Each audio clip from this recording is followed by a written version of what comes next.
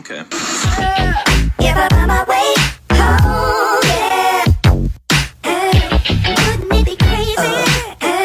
But you still amaze me. Wouldn't it be crazy? But you still amaze me. Wouldn't it be crazy? But you still amaze me. Wouldn't it be crazy? But you still amaze me. If I find my way home, yeah.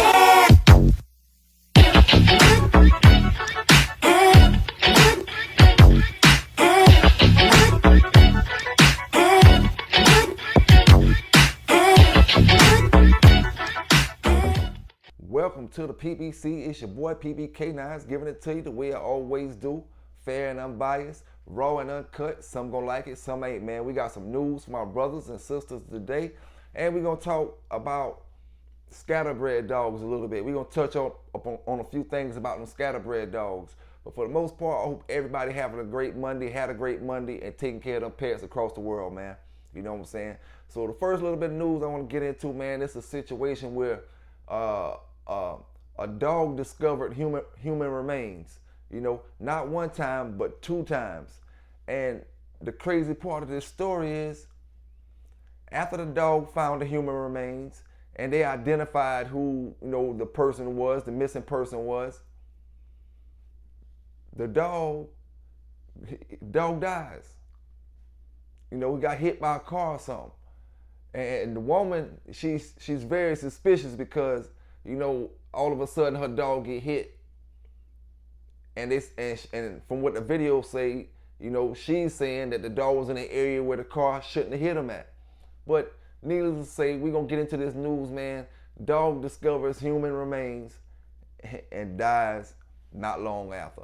You know where you got it from first, man. PBK9s. Let's get into it. News now, an update. The Jefferson County coroner confirming human remains found by a dog in Center Point belongs to a visually impaired man who disappeared in 2024. Those remains were found on 5th Place Northwest. Now, the coroner telling us this man, 25-year-old Curtis Taylor Jr., was reported missing in February of 2024. That was several months before a dog found parts of his remains. Your reporter Brady Talbert is live at the Jefferson County Sheriff's Department handling this investigation and giving us a little bit more information about this. Yes, today not only did we learn that missing man who died has been found dead, but we also found out that the dog who found his remains was struck and killed. I'm glad that he was being able to identify it, and I'm also sad that how the situation turned out to be. It was Paulina Mejia's dog that found the skeletal remains of a Center Point man who went missing. The Jefferson County Coroner's Office confirming to us the bones belonged to 25-year-old Curtis Taylor Jr., who was visually impaired. The remains were identified through DNA analysis. It was shocking, as I always said, to see my dog do such a thing of finding human remains and bringing them to the home. Taylor's family reported him missing in February 2024. In August of that same year, Mejia's dog found a human skull with a gunshot wound. 4 months later, in December, the same dog found a leg bone. And as the Jefferson County Sheriff's Office continues investigating, the story takes another turn. Paulina Mejia says her dog Chicharine, which helped investigators crack the case, is now dead. The last remain was found, and then somehow she got ran over. And, you know, it just doesn't add up because she was like kind of right next to a stop sign. Her dog found dead just down the road. She says there were speed bumps nearby, so people drive slowly. Mejia says it's all suspicious and she doesn't feel safe here. Everything got resolved, but there's still some suspicious of what could happen later on. Now, we have also reached out to Taylor's family. Of course, we understand that this sad news hit them just recently and they are still grieving. We'll let you know if we hear back, both on TV and on the WBRC News app, as well as any new information we get. But what we're going to do is we're going to get into this next article, man. We got 2 dogs that was euthanized moments before they were supposed to be, you know, picked up by the people who adopted them. So I'm gonna let y'all watch this first, and then we're gonna speak about it a little bit when it's over. Questions are being raised about 2 dogs euthanized at the South LA animal shelter that rescue groups say were on hold for pickup. But tonight, LA Animal Services says otherwise about that. NBC4's Tracy Leong with more now on what happened. For both Indigo and Johnny Boy, the rescue groups tell me their plans for their release had already been arranged. But on the days they were set to be picked up, both were euthanized. Now the people who wanted to bring them home are demanding accountability. These 2 dogs, Indigo and Johnny Boy, were euthanized within days of each other at the South LA Animal Shelter in October. I called my wife, and my wife was pretty upset. And she was like, well, I don't know how to tell the kids. And I was like, I don't know how to tell them either. Larry Seahorn and his family thought they were set to pick up 6-year-old Indigo on October 21st. They recently lost their beloved 15-year-old pit bull Tonka to cancer and were ready to open their home and hearts to another dog. Indigo was surrendered to the shelter after his family could no longer care for him. A rescue group had helped Seahorn secure Indigo for adoption and coordinated the arrangements for pickup.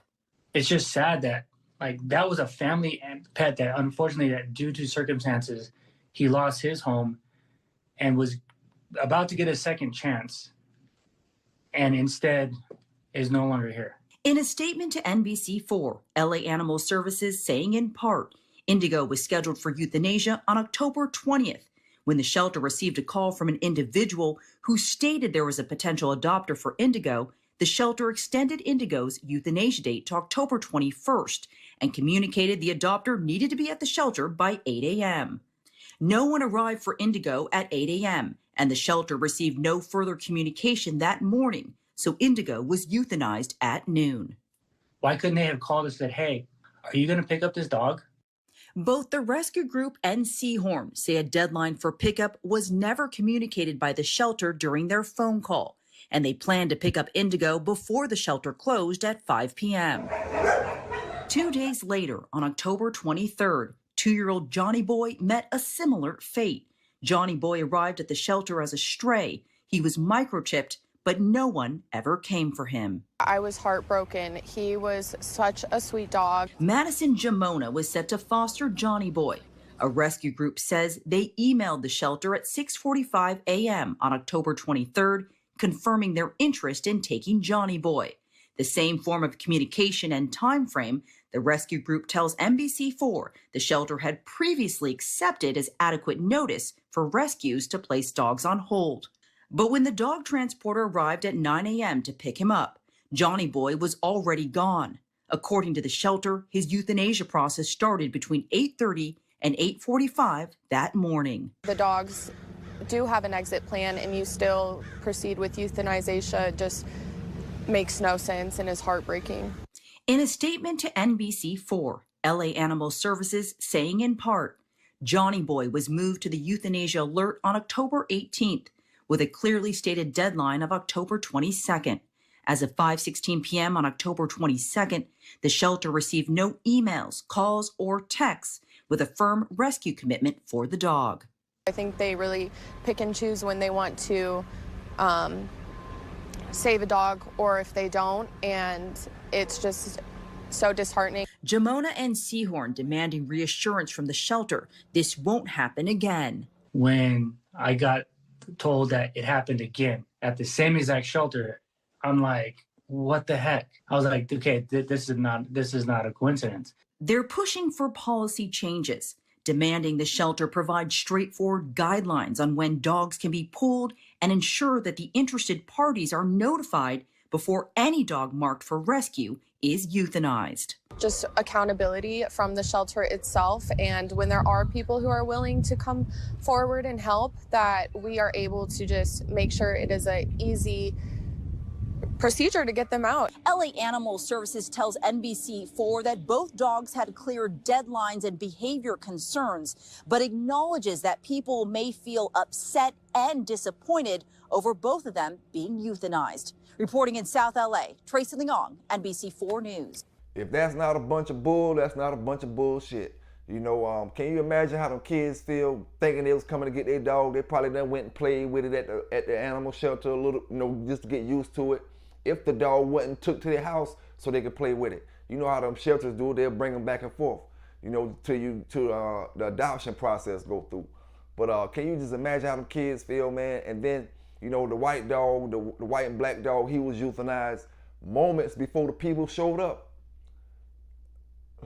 Like that's kind of sick, man. That's kind of sick. But you don't see the humane society and none of these folk fighting for these animal rights the same way they fight for the animal rights that they so-called claim when they go to these people's houses about these bulldogs and all kind of stuff like that. You know, them same bulldogs that got put down, the way they got put down, they didn't care about their lives because, like I said, they had people that was coming to adopt them. You know, but if they would have got found in somebody's yard for dog fighting, you know, they would have been like, oh, we care about how they get treated and this and that and this and that and this and that. But it's clearly showing in this particular area, you know, that the animal control don't actually care about where the dogs go at. Now the people who put them to sleep, you gotta live with them little kids wanting a dog and they having their hopes up to bring so and so home, and you crush their little hearts. You gotta live with all that, which a lot of y'all that work in these places don't care. But hey, it just is what it is, man. Just giving my brothers and sisters this news across the world, man. Like I said, I hope everybody having a great day. We about to get into it. We're gonna talk a little bit about scatterbred dogs, and then we're gonna go back and forth day to day, you know, talking about different things when it comes to scatterbred, inbred, or whatever, just whatever ideas and different topics brothers come up with, you know, we'll speak on it. You know what I'm saying? Big salute to any brother that dropping the peg and stuff like that, you know, and different things that they want me to speak about. If anybody drop me some stuff to talk about in my messenger, I haven't been in it yet to check it, so, you know, give me time. We're gonna drop that thing either today or tomorrow, you know. But talk about scatterbred dogs, man. This is one thing about, like I said, some of your more healthier dogs when it comes to pit bull lines. All right, now when it comes to, let's just start from this point. Scatterbred dog back in the days in the box, right? Back in the days in the box or in performance with a scatterbred dog, you know, you never know when you're gonna get the Jeep, white tab. You never know when you're gonna get Mayday. You never know when you're gonna get Boudreaux's ham. You know, you never know when you're gonna get Carver's. The first 5 minutes you might get Mayday. We talking about a box performance, you know. The next 5 minutes you might get a little bit of Jeep. You know, you got 30 minutes of ham in there. And you don't know, you don't know when these traits are going to pop out in this performance. You know, what I'm saying is it's unexpected. He was going like Mayday for 5 minutes. All of a sudden things change and you can't recognize it, right? Because now he take the next 10 minutes from this ham dog. Now he take a few minutes from the Jeep stuff, doing all this, you know, this extraordinary stuff he doing. He took about 5 minutes from that. The last part of his show, the last part of his performance, he took from the worst end of that you know, line of family he came from, or the scatterbred breeding he was coming from. The last part of his show, which was the tail end, the finishing part, he took from the wrong dog, and he ain't looked like the 5 minute part of the Mayday that was at the beginning.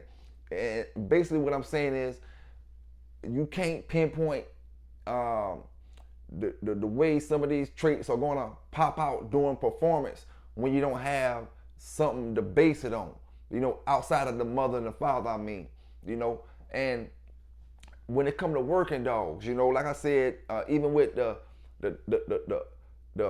KMPV Dutch Shepherds and Mals and stuff like that, you'll see a whole lot of a bigger gene pool, but because they believe in taking champions from all, you know, from all creeds or all, you know, different lines and put them all together, you know.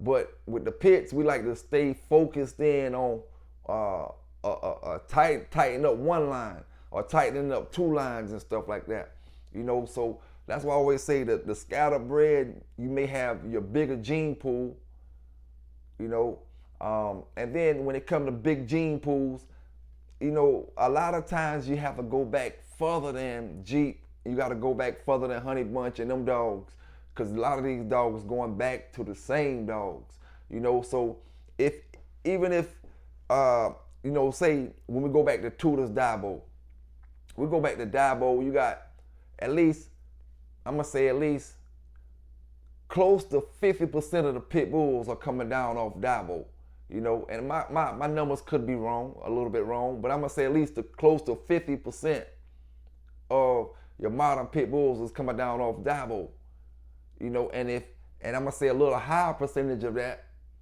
is coming down off the Tudor's dogs, regardless whether it's Dabo or another Tudor's dog, Spike dog, or, you know, another Tudor's dog, you know, and then we got, you know, your Kobe stuff, you know, and I'm not sure, I'm not looking at the ped right now, whether your Tudor stuff is going back to your Kobe stuff, but a gene pool, I'm not sure, because I'm not a scientist, I'm not sure, like, say, if whatever Kobe started with the picture and all that stuff, and them dogs that he had, the pilot dog and all that back then, I'm not sure if that would be considered the same gene pool as Grand Champion Yellow and them dogs, you know, because if all that's considered the same gene pool, because all the dogs go back to this one, 2, or 3 dogs, then the gene pool is gonna be tremendously small.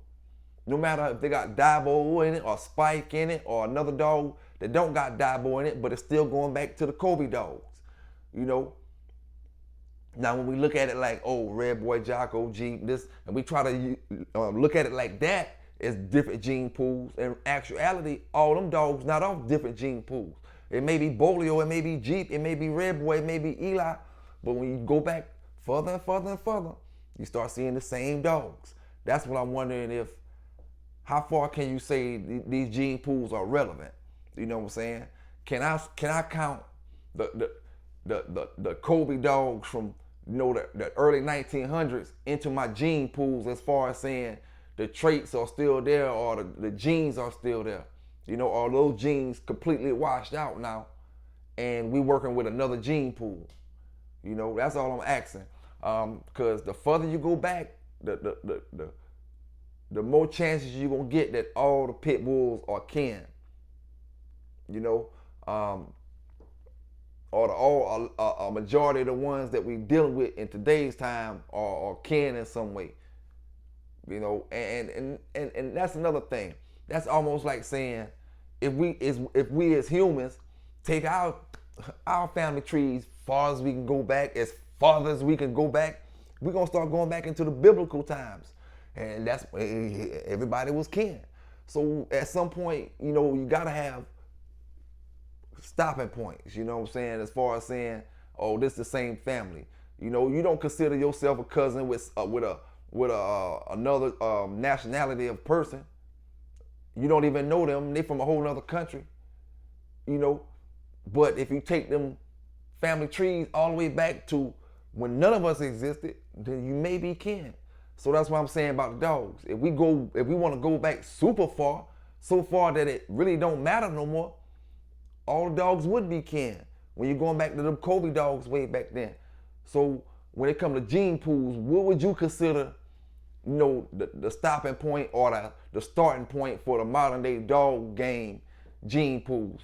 The Carver dogs, the Mayfield dogs, you think all them dogs are considered, you know, different dogs, you know, and different strands that you can mix up gene pools with? Or are all the Carver dogs and these dogs and these dogs and these dogs considered going back to the same dogs? You know, and then that go back to what Mr. Mayfield was saying about, you know, certain, over a period of time from the old schoolers, it was some dog families were kept pure than other ones, you know. So I mean, it's a whole lot of studying when it comes to these lines, and when it comes to these pedigrees and the scatterbred and the purebred or line bred and stuff like that, man. It's a whole lot of studying. I mean, you'll be a whiz when you finish studying, because there's always something you can another path and route you can go. Now, I will touch on this topic real quick as well. You know, while we're talking about scatterbred dogs, big salute to the brother Ken Lightning out there. He wanted me to touch up on the Big John stuff, how to breed it, which ways, which ones is the best ones, and this stuff about the line like that. Now, I will say this: I'd be lying to you if I said, you know, I know why them boys bred each one of them dogs the way they bred it, you know, or what was their sauce, what was their secret sauce. I'd be lying to you if I could tell you that. Them boys created some great dogs, man. You know what I'm saying, throughout their days, you know, and I can't take that from them. You know what I'm saying? From what I've seen with you know, as far as making meal sauce, you know, and I'm not talking about with Meliel, I'm just talking about throughout years with it. I know, you know, me myself, I like the more athletic ones. You know what I'm saying? The ones that with you know, more on the dime. They more quick. You know what I'm saying? They're faster. You know, you have some that be a little more slower, sluggish, slow driving, and then you have your ones that's, you know, like I said, really athletic ones. I like the ones that's more structurally sound, but I will say this: throughout the years, I've had had some of Little John that was real longy, lingy, and tall dogs with a lot of leg up in them. One thing I will say about it, I kind of stand on this, Ken, that you can breed them dogs the way them brothers got them dogs bred. You can breed them with pretty much anything, because, you know, they're gonna bring something to the table. They're gonna bring, you know, consistency for one to the table.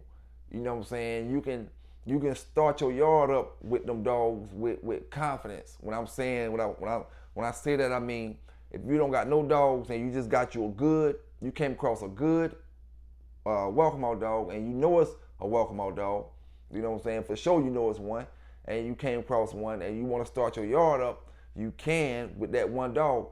Welcome out dogs possess the ability for cold dogs to produce a fire litter.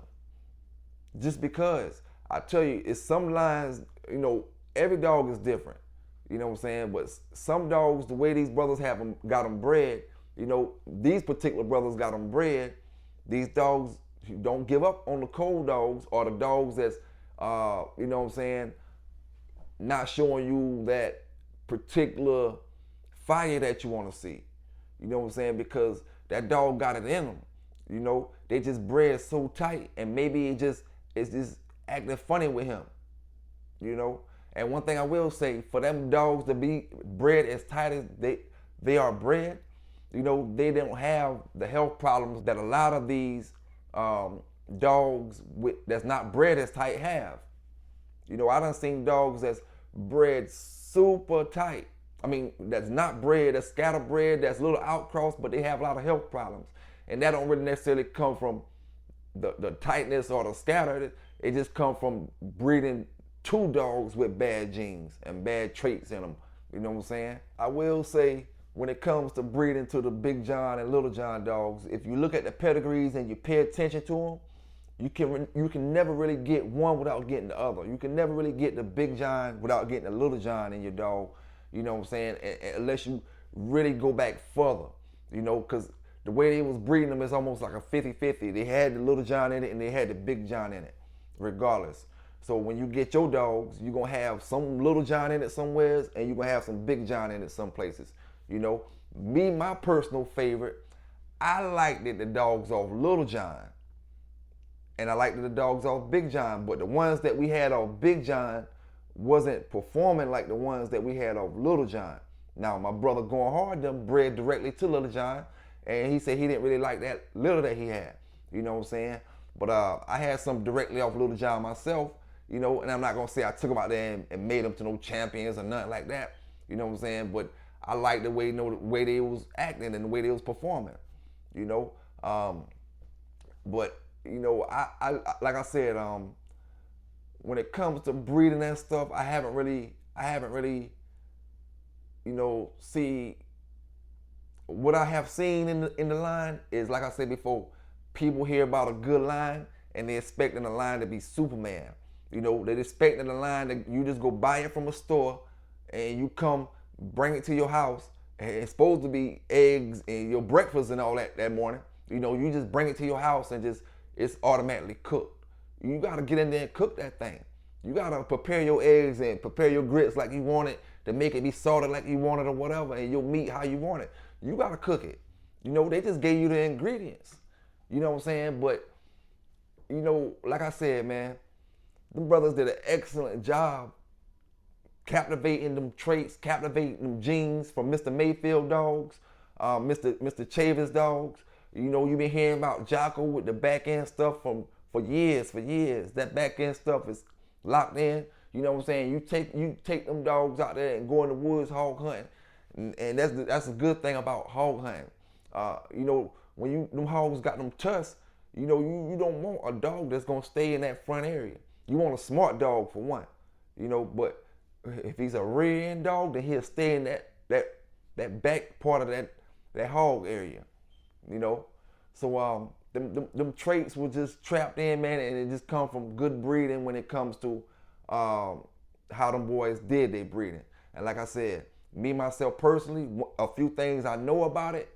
You can breed it with anything, and I don't just say that because, you know, I don't feel like the Big John dogs is the best dogs in the world.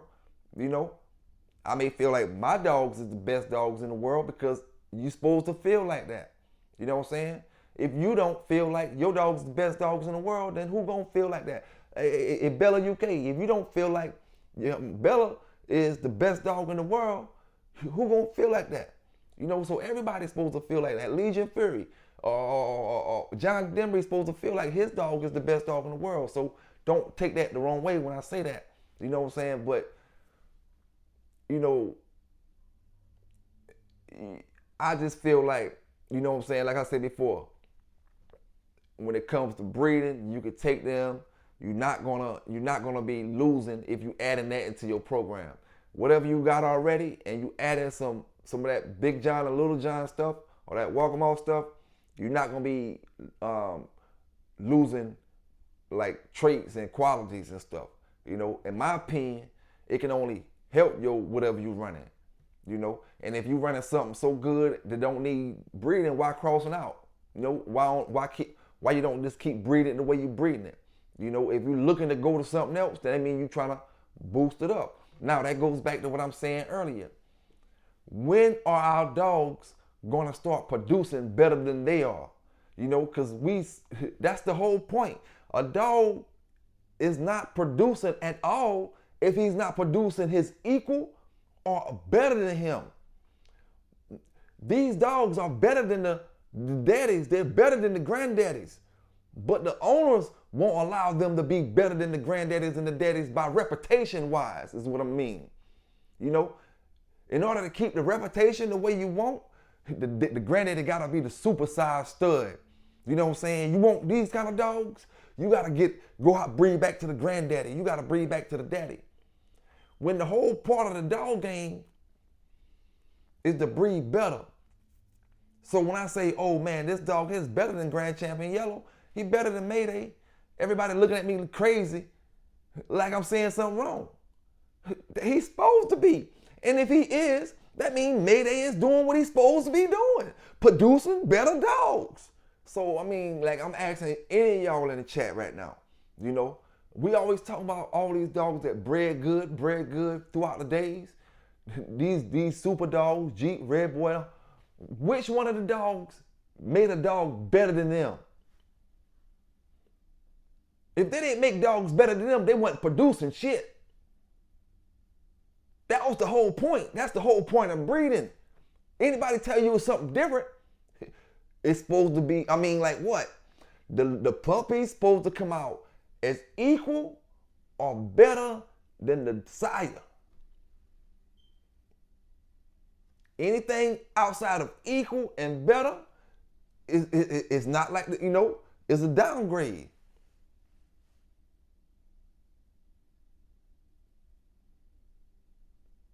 So I mean, that's another thing I want to figure out. Like, what dog did y'all know from the past? Because we keep these dogs on high levels. We keep them on levels so high that the offspring can't shine. The offspring is the one of these dogs that's supposed to be shining. See, the brothers from the 80s, the brothers from the 90s let the offspring shine. Early 2000s let the offspring shine. You know, now the offspring can't shine because you want the ones from the 90s and the 2000s to stay on top. Oh man, that dog, they're better than Red Boy. He producing better than Red Boy. You know, he looked better than Red Boy. He you know, his offspring better than Red Boy's own. And I'm just using that as an example. Man, you must be crazy. You must be crazy. And you know what I'm saying? It's just the way it is, man. It's just the way it is. You know, every single dog out there is supposed to produce better than him. If the dog's not producing better than them or equal to or better than them, so 30 years where we at? If we start from Red Boy, right? We start from Red Boy and then we come to modern day time.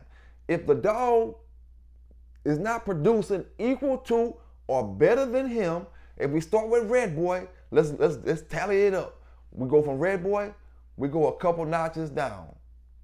We go from Brandy Girl and all them, we go a couple notches down. Equal, we're gonna say equal to and down. Okay? We go equal to and down. We go Bailey's Bingo and all them, equal to and down. The closer we get, the us, we way at the Red Boy them was way at the top of the staircase up there. We done trickled all the way down here, you know. And the people say 15 to 20 years from now, if it's still going like that, we gonna be up here and they gonna be right here. Because of the simple fact, we ain't breeding better than the dog, better than the sire. Even if it is better than the sire, the owner ain't gonna give it credit. If I sell Bruce Banner a dog off Mellow Yellow, which I did, you know, if he got Charlotte, and Charlotte is producing better than Mellow Yellow, and perform better than Mellow Yellow, and I got too much pride to say Mellow Yellow produced a better dog than she was. She is all around a better dog than Mellow Yellow. She producing better than Mellow Yellow, and she was performing better than Mellow Yellow. That don't take nothing from Mellow Yellow. That shows that she did what she was supposed to do.